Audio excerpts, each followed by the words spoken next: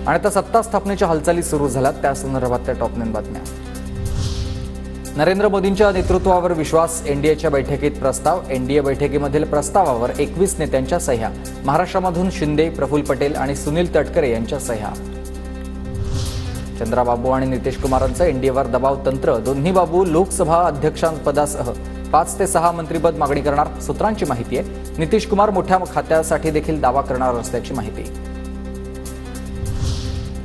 सत्ता स्थापनेकरता एनडीए आणि इंडिया आघाडी दोन्हीकडून हालचाली सुरू झाल्यात। नितीश कुमार आणि चंद्रबाबू नायडूंचं महत्त्व वाढलंय। शरद पवार आणि रेवंत रेड्डी दोघे देखील चंद्रबाबू आणि नितीश कुमारांच्या संपर्कात।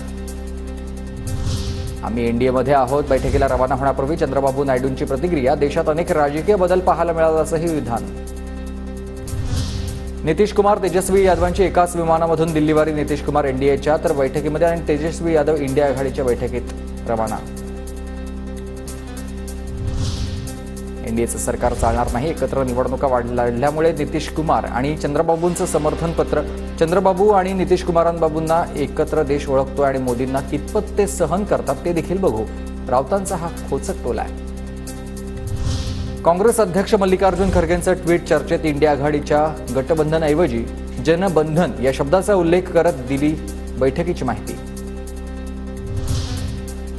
एनडीएच्या घटक पक्षांशी भाजपचे 4 नेते समन्वयाचं काम करणार। अमित शहा, राजनाथ सिंह, नड्डा, पियुष गोयल यांच्यावर समन्वय साधण्याची जबाबदारी। नितीश कुमारांना पंतप्रधान बनवा। नितीश कुमार यांच्या सरकारमधील मंत्री जाम खान यांची मोठी मागणी आहे। एनडीएमधील सर्व पक्षांनी एकमत करून निर्णय घेण्याची मागणी।